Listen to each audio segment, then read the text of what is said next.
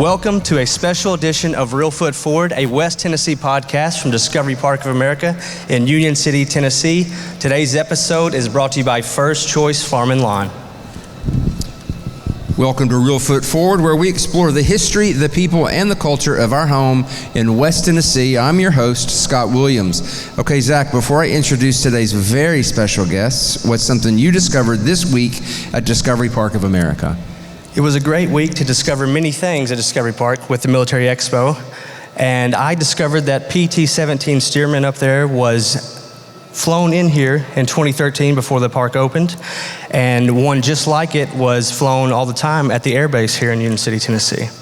That's very interesting, and some of our Discovery Park of America teammates actually got to fly around in that before they landed it. Can we do that again? We should do that again, although everything that makes it fly has been taken out, so you can count me out of that opportunity. My favorite story about that took place at Discovery Park when they brought the planes and some of the other things in is Robert Kirkland thought it would be funny to bring in a stealth plane that no one could see because it was invisible, and so he forced some of the staff to walk alongside nothing and act like they were bringing in an airplane. And Art, were you here that day? Yeah. So you'll have to have Jennifer Wilds tell that story. I'm glad I wasn't here then. I would not have wanted that duty.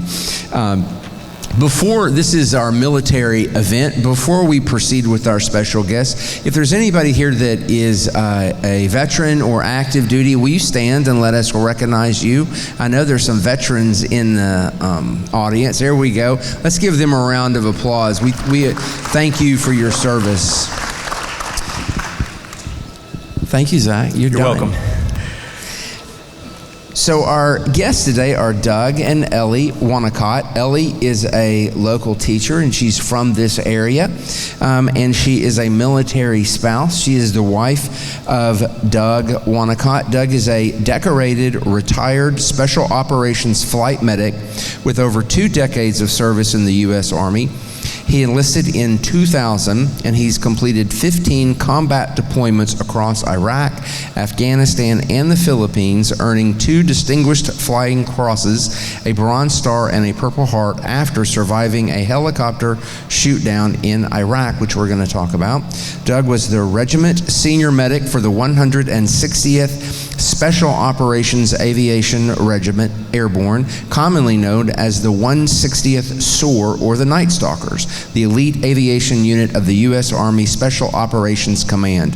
The regiment specializes in highly classified, high-risk, and precision aviation missions in support of Special Operations Forces, including Army Rangers, Navy SEALs, and Delta Force. Welcome.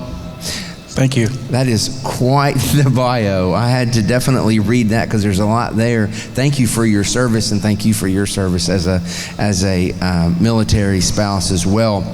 We're going to start off, Doug. You had an incredible 20-year career as a Special Operations flight medic. What inspired you to enlist all the way back at the beginning? Well, I believe it started when I was a little kid. I remember my uncle talking about his time in Vietnam as a long-range reconnaissance ranger. And so ever since I'd heard them stories, I kind of always wanted to do something in the military.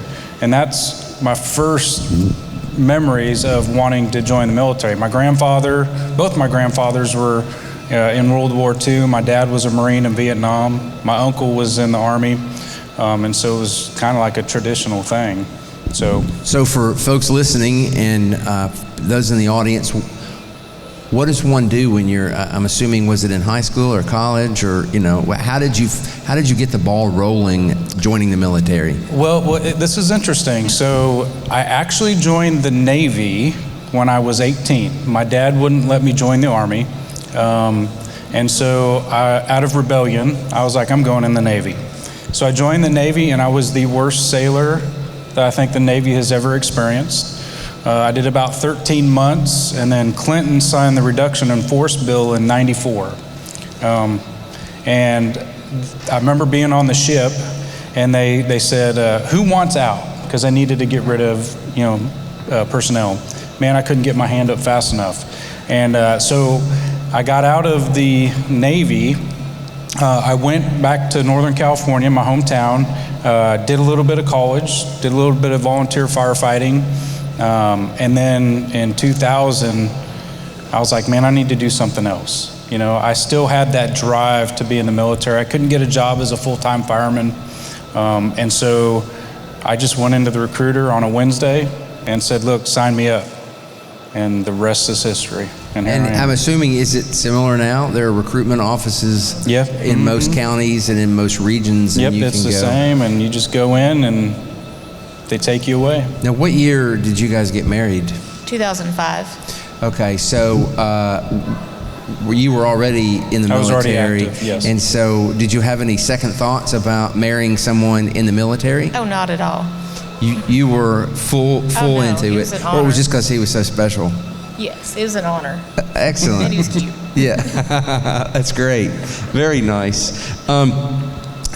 What precipitated you ending up in the 160th SOAR or the Night Stalkers? And also for those of us that are not super military oriented, what does that mean exactly? So I went to basic training at Fort Sill, Oklahoma, and when I joined the Army, I had a contract to be a medic and then go to Ranger Battalion. And so I graduated basic training, went down to Fort Sill, Oklahoma, and that's where San Antonio, Texas, is where all the branches of the military teach medicine for their medics. And so when I was down there, the 160th was needing to grow their medical section. And I was waiting to go home on Christmas leave, and I was in the Sergeant Major's office cleaning his office for him. And he says, hey, I think you need to go to this interview that they're having. So the 160th had come down, and we're trying to find younger medics that had very high GPAs and very good physical fitness scores. And so I went to this interview. I had a resume, but I was 25 at the time, so I was a little bit older. And they didn't tell me a thing about the 160th because it wasn't known what they did back then. And next thing I know, they changed my orders from going to Ranger Battalion to going to the 160th. And then I went to Airborne school, and man, And what all does Airborne school entail? Jumping out of airplanes. So that's what that is. So it's over and over and over again? Yeah, so it's a 3-week course. The first week, they basically, they try to strengthen your legs as much as they can and give you the fundamentals and basics of, being in a parachute and then learning how to jump out of the plane. Week 2, they compound on that. And then week 3 is your jump week. You get 5 jumps. And you get up there in a C-130 and they push you out the door, and you hope you don't break a bone when you you hope your parachute opens. You hope it opens. Yeah, so, awesome. But I mean, they train you so much. There's so much muscle memory that goes into the training that you don't even think about it. Man, that light turns green, you could jump out the door, and a minute or 2 later, you're on the ground. Yeah. So. It's incredible. So 15 combat deployments in some of the most intense battle zones in the world. Is there anything that you can share with us from those missions that stand out, whether it's for the challenges or the triumphs or lessons that you learned? Oh, wow. Here we go. So after I completed Airborne school, I went to the 18 Delta course, which is the Special Forces Medical School, to get all my advanced medical training.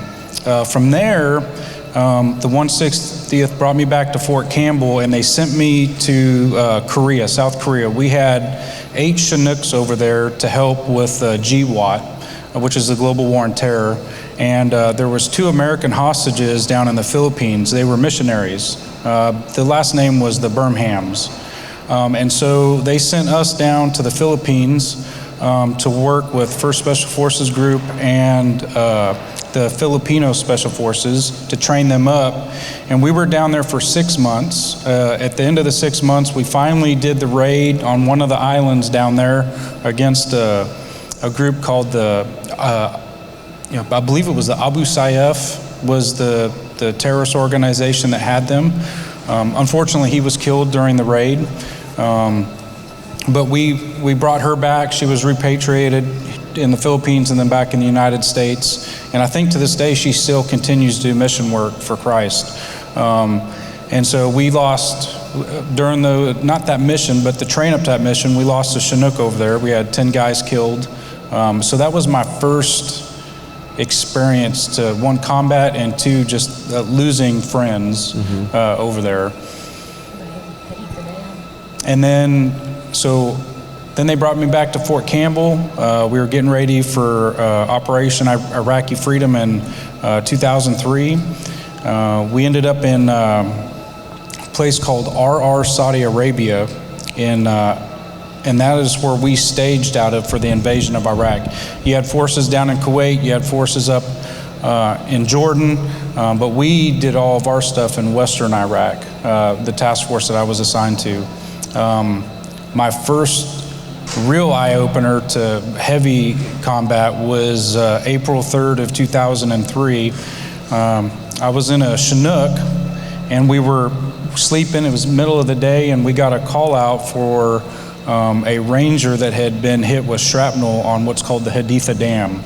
And so we loaded up the Quick Reaction Force, which was a platoon of Rangers, 2 Chinook helicopters. We had a PJ CSAR team with us, and I grabbed one of our surgical emergency medicine doctors and anesthesiologist, and we flew to the dam at 12 o'clock during the day, picked him up, and a Iraqi POW that had been shot in the face. We flew back to the surgical team. I treated him en route, flew back to the surgical team, offloaded him. We went right back to bed, and about 5 hours later, as soon as the sun set, that same Ranger company, 3rd Ranger Battalion out of Charlie Company, they got hit with a vehicle-borne IED. A pregnant lady had been captured by some Iraqis, and they used her as bait. So they took her up, laced with explosives, to a blocking position. Obviously, that stuff detonated. It killed 3 Rangers and wounded 2 pretty bad. So I went in and did the Casevac on them. Same kind of concept. We had part of our surgical team with us, had a QRF of Rangers to provide security once we got on the ground. And then we flew back to a place called H1, which is an old airfield out there. And that's just one deployment. What do you wish people back home knew, the civilians that don't even really understand what's going on? When you're in the thick of the fire, what do you wish people understood? I don't know if they can never understand it, right? I think the biggest thing is the support that they give everybody. That's they don't need to know the ins and outs of what happens in combat. There's good times and there's horrible times. The fact that the country supported the soldiers after 9/11, which they should have done during Vietnam, that's huge. That's all. I hope that answers your question. Yeah, that's great. You were there. You were often the difference between life and death for the team. What's the most difficult part of that job, and how do you handle pressure when you're trying to make decisions in life and death situations? So we trained so much. Like, for example, we would for training in my medical school, we would do 9 IVs a day. Some on ourselves and our buddies, 9. Anywhere there was a vein, we were catheterizing it. And so if you think about constantly doing that stuff over and over and over, and the repetition is it becomes second nature. So when you get into a firefight or any type of situation where your adrenaline starts kicking in, you get into what's called fight or flight syndrome. And that's when your heart rate gets over 150 beats a minute. Well, what happens is you lose your fine dexterity skills to do something. You can't process everything with your adrenaline pumping, and so it's just muscle memory. And so really, I didn't think about anything during the life and death situations other than the task at hand. Hey, this guy needs a tourniquet, or hey, there's a gunshot wound to the chest, or hey, we need to move a patient from one location to another. Hey, we have multiple patients. Well, we train for all of those situations. So you just took that training and you were in just a different environment. What I would do when I would get, I guess, confused or just shocked, is I had a senior medic tell me years ago, he's like, just stop for a second, get on your hands and knees, rock back, and he said, count to 3, and then airway, breathing, circulation, or if you're doing a tactical movement or something, there's other acronyms. But I mean, that's what I would do. I would just try to take a couple deep breaths and then go airway, breathing, circulation. Next thing you know, that muscle memory kicks in, and next thing you know, it's been 30, 40 minutes and it feels like a minute, so. And you're trained all the time. Yeah, that's all we did was train. If we weren't overseas in combat, we were back in the States training all over the United States. We trained in other countries. The fact that I had 15 combat deployments is minuscule to the training we did back in the States in our unit.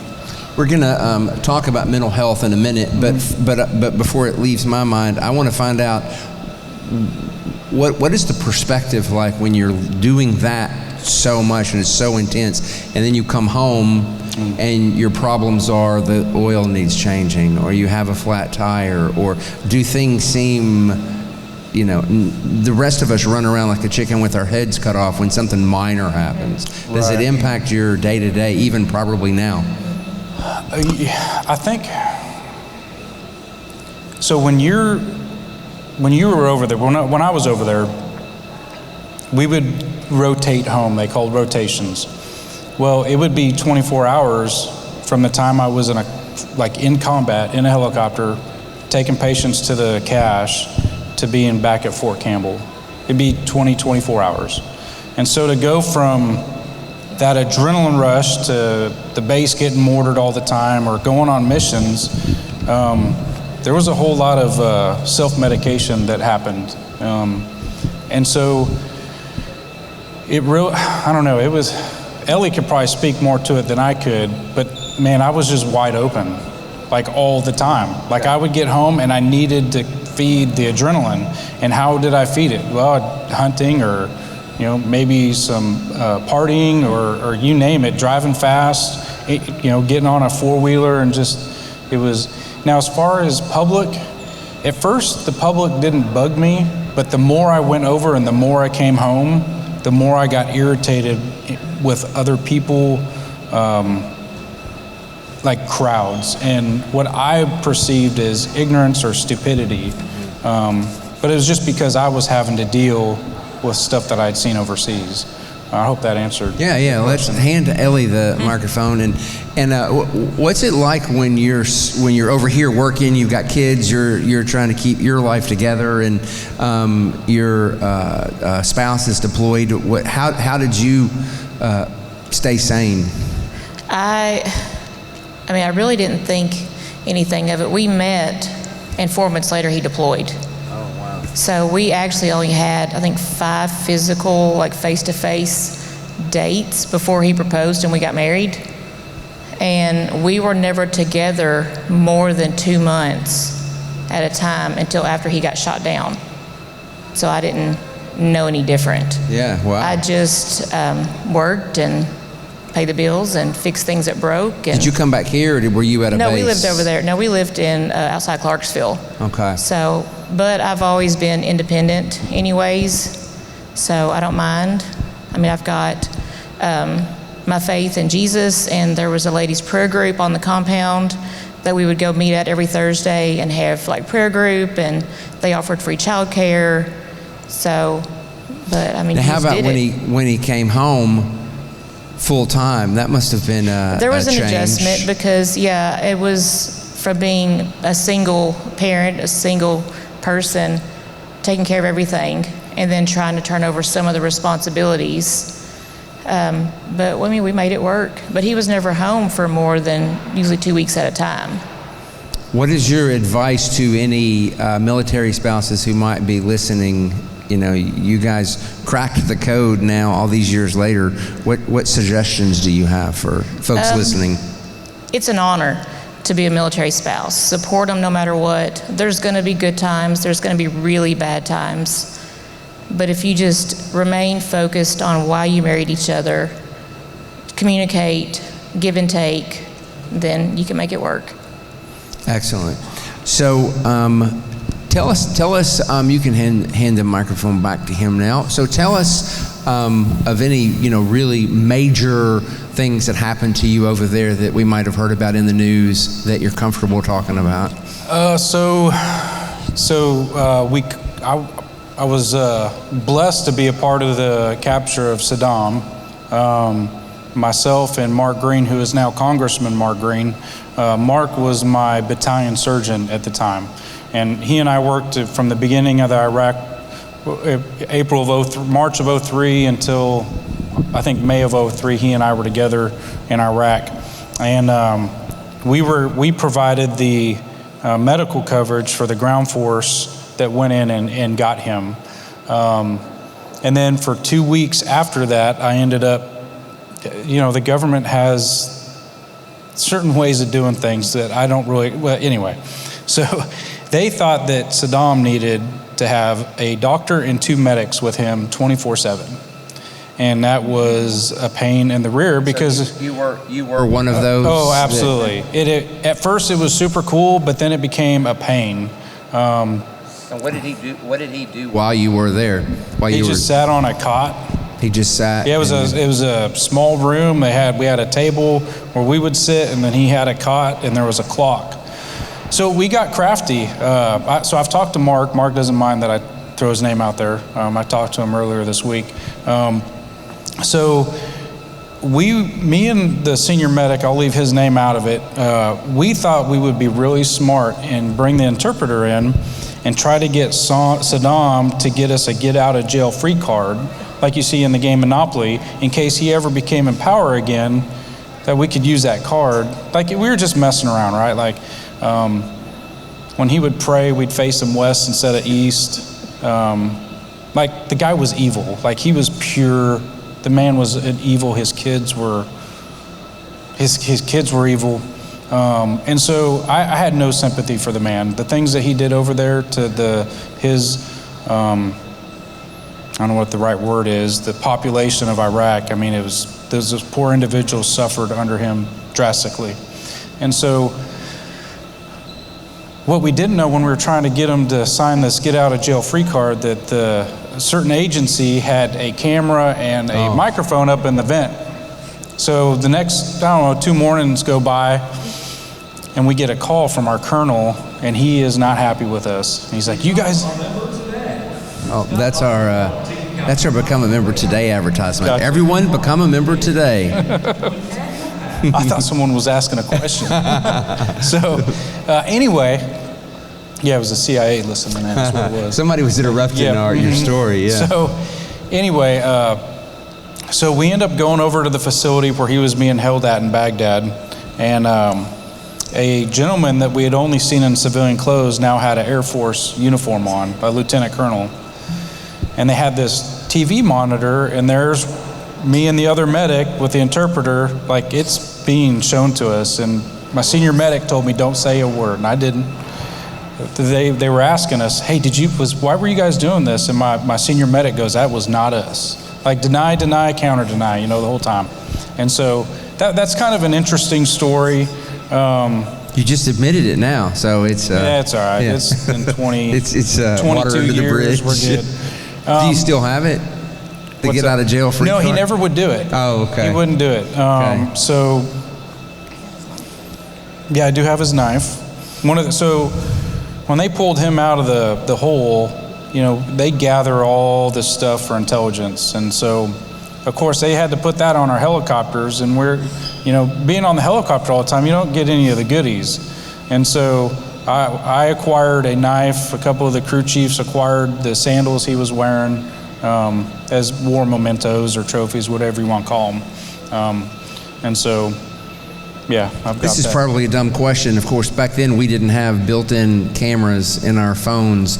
I guess you're not allowed to take photos or anything like that? The organization that I was in, it was a no, like you couldn't, like when I would call home to Ellie, I could never talk to, she didn't know where I was at. Our code word was, are you counting Band-Aids? She would ask me that on the phone, and if I said, yes, I've counted many, that would, hey, I've been taking care of a lot of guys. And so, yeah, there was no... Didn't know what time of day it was, didn't know where he was Oh, at. wow. Yeah, We would only talk for maybe 30 seconds to a minute at a time. So you didn't know the mission until he returned. I didn't know many of these stories until after he retired. But you're reading about it taking No. place in the news and probably No, didn't even know. When he was active and it was the dark side, it was not in the news. Oh, wow. Okay. So it wasn't even news yet. Well, it's really interesting that you were part of such a historic moment, Right. you know, that will remain, you know, a moment in history forever. And you were right there firsthand to witness what happened. Yep. So what, we're going to change gears just a little bit. What do you think what you've experienced, what kind of lessons do you think that gave you for those of us in civilian life who probably are never going to be in battle or take care of people in battle, but what you go through, what could we learn from that? No more war. Right, whether, you know, and I kind of look at what's going on with Ukraine and Russia, there's a lot of people dying. And that, you know, whether you're for the Russians or for the Ukrainians, it doesn't matter. Those are human beings, and there's a whole lot of people being killed because of a few individuals in power. And so really it's like, how can we avoid war in combat? You know, like it's just not a good, now is it always going to be avoided? No, but if we as a society, as Americans could go, hey, even if we're funding a war, we're still part of that war, you know, and a lot of, death is just so permanent, you know, and it changes people. I mean, the civilians, I mean, yeah, so that would be my response to that question. What seems to happen always is we don't remember history, and history is important to remember what happened, but the next generation doesn't really, you have to go through it to really understand. So absolutely. So I know mental health is a big part of what you advocate. Right. Talk to us a little bit about what advice you would give those that are coming back to acclimate back into civilian life. So really, I got to give a little bit of backstory. So in 2016, I took over as the senior medic for the regiment, and so as a leader, you kind of want to, when you go into a new position, you wait 30 to 90 days to see how your section is before you start making changes. And what I really noticed was the behavioral health issue I had in the medical section. Our guys were super busy, they were wore out. My divorce rate was 60% of the medics were divorced. We had a 55 to 60% of guys thinking about suicide in my section. And so in our unit, we couldn't talk about anything. We didn't have, there was resources out there, but it was still more of a stigma because of our security clearances. A lot of people thought that you would lose your security clearance for going to see behavioral health. And that, I really kind of spearheaded that with some of the surgeons and some of the commanders that, like, you gotta go get help, you gotta talk about it. A lot of guys, including myself, alcohol was the #1 choice of treatment. It might work for a day, but eventually something's gonna come out. And so really I tell guys is you gotta go seek behavioral health, and when you go to behavioral health, ensure that you do the techniques that they give you when you're having a hard time, whether that's through journaling, through finding somebody that you can talk to during those tough times. And believe it or not, when somebody can finally open up and talk about the demons that are lurking around inside. It's huge. The other thing I tell guys is faith.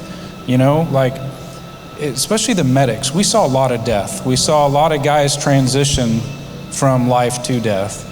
And so I would never force it on them, but I would, when I found Christ, it really, I'd seen so many guys transition over. I was like, that can't be it, and so I would, like, having faith in God really helped a lot of guys. Just after the crash, like everybody, like the transition, like after the crash, you went back to active and then. Oh, yeah.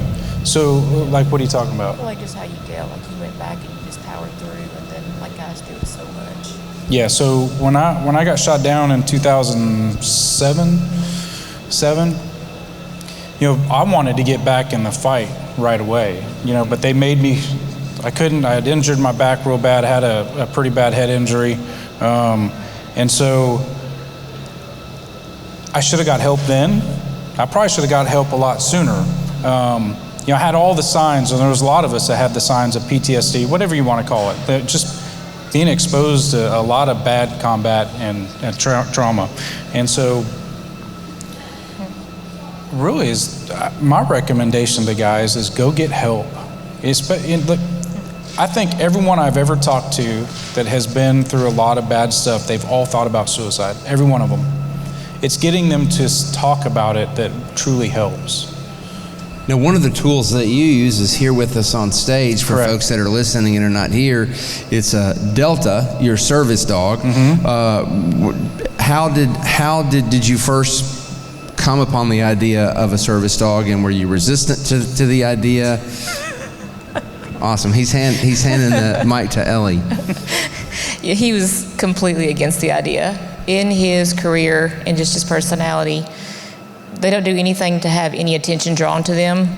And obviously having a dog walking around with you everywhere draws attention. We were at a program in Florida called Warriors Renewal Coalition. We were with Mary Hinton, and she worked with service animals that had been rescued from pounds. And she recognized that he needed one and recommended it, and I agreed. And I said, well, he's not going to do it. Doug's just not going to do it. And Mary didn't take no for an answer. Oh, sorry, And, that was me. So she didn't take no for an answer. So she told Doug, you're getting a service dog. And he said, yes, ma'am. And was Delta the first one? Yeah, they were matched. They found a dog based on personality-wise. They were matched with each other, and I'll let you tell how y'all got set up. Yeah, so it started, I went down there, I don't know, a few weeks or maybe a month or so after I agreed to getting them, and they had 5 or 6 dogs there, and there was other veterans there as well, and they let us hang out with these dogs, and I picked him. Well, actually, they picked him for me. Yeah. But they knew me so well through the application process that he would be the perfect match for me. And that's kind of, we both have white hair, so I think that's perfect. And what does he do for you? Let you go in public. Yeah, he lets me go in public, really. That's a good way World of, of difference. yeah. So you see a difference Before, since you. he would not even want to go out. Like if Okay. there was a school function, if we were going to go to the fair, anything, he would not go. It was But with the service dog, gives you confidence to be able Because to it's been go out in trained. public. And it's interesting because everyone focuses on, at first I thought it would draw a ton of attention to me, and it didn't. They all look at him, and I'm like, that's perfect, just look at him.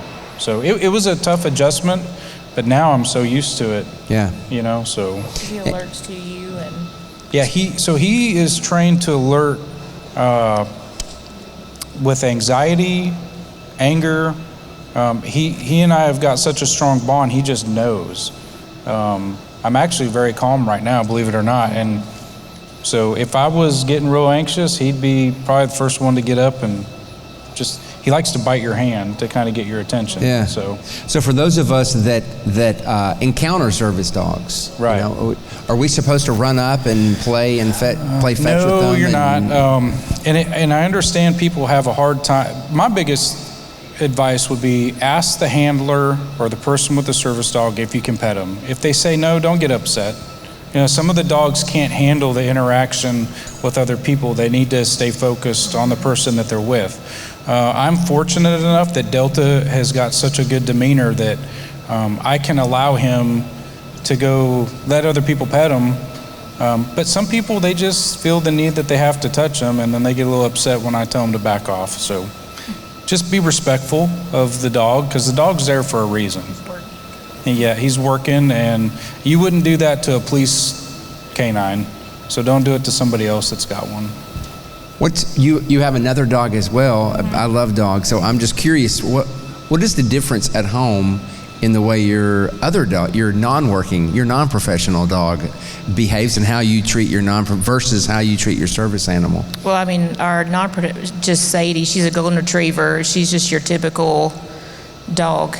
And then, of course, when Delta's off duty, doesn't have his vest, the two of them are just like typical dogs in the house. They run and play and fetch and wrestle and just do typical dog things. Yeah, that's amazing. Well, this has been so interesting to me. You guys are so delightful, and it's so much fun to get to know you. We were saying a while ago, when we live in a town of 10,000, you know, it's surprising we don't all know each other, you know, so you guys were people I hadn't gotten to meet yet. So thank you, and thank you for joining us today. Thank you very much. And thank you all for joining us in the audience. And for those of you listening online, be sure to like and follow Real Foot Forward. And we will see you next time. Thank you.